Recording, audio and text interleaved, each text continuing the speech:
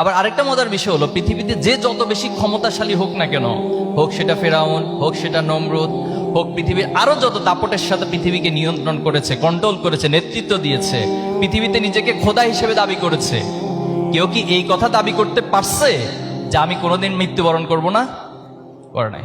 তোমাদের মধ্যে থেকে কেউ আছো যে কনফিডেন্ট ভাই আমি মারা যাব না? নাই, এটা পসিবল না। এটা ইউনিভার্সাল ট্রুথ যে আমাকে একদিন আমার লাইফের একটা এন্ডিং পয়েন্টে পৌঁছতে হবে। তাহলে আমরা দুইটা স্টেজ পাইলাম। যখন আমার লাইফের এন্ডিং হয়ে যাবে, আমরা কি বিশ্বাস করি যে আমাদের এই দুনিয়ার লাইফে আমি যে ভালো কাজগুলো করছি অথবা যে খারাপ কাজগুলো করছি, এটার জন্য আমাকে পরকালে আল্লাহর কাছে জবাবদিহিতা করতে হবে? এটা কি আমরা বিশ্বাস করি? বিশ্বাস করি। প্রত্যেকটা অ্যাকশনের একটা রিয়াকশন থাকে। তুমি যত ভালো কাজ করবা, এটা দুনিয়াতে যেমন তুমি ফিডব্যাক পাবা, আবার আখেরাতেও পাবা।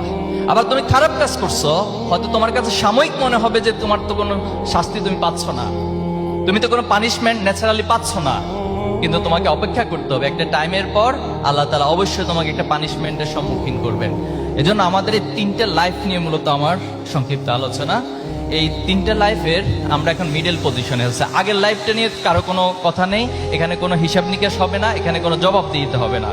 কিন্তু দুনিয়াতে আসার পর যে লাইফটা আমি লিড করছি, এটার উপর বেস করে আমার দুনিয়ার সফলতা এবং আখিরাতের সফলতা নির্ভর করছে।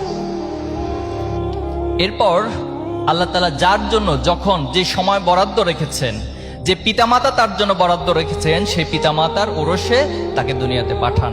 দ্যাট মিনস যেদিন তোমার এই পৃথিবীতে আগমন হয়েছে, সেদিন থেকে তোমার লাইফের আরেকটা স্টেজ শুরু হয়েছে। এই স্টেজটা ক্রমবর্ধমানভাবে চলতে থাকবে।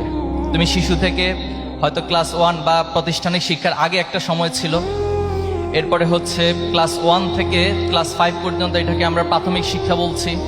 এরপরে ক্লাস 6 থেকে 10, এই 10-এর পরে আবার তুমি ইন্টারমিডিয়েট, আরো অনেকগুলো ধাপ তোমাকে পার হতে হবে।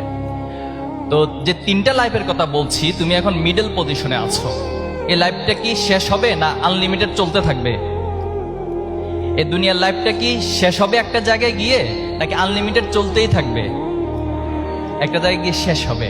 পৃথিবীতে দেখো, খুব মজার বিষয় হলো যে যত বড় হায়াতি পাক না কেন, হয়তো কেউ 1000 বছর হায়াত পেয়েছেন, অনেকে আরো বেশি পেয়েছেন, কিন্তু বাংলাদেশের প্রেক্ষাপটে এসে সেটা এখন 70 মোরলেস একটা জায়গায় এসে দাঁড়িয়েছে।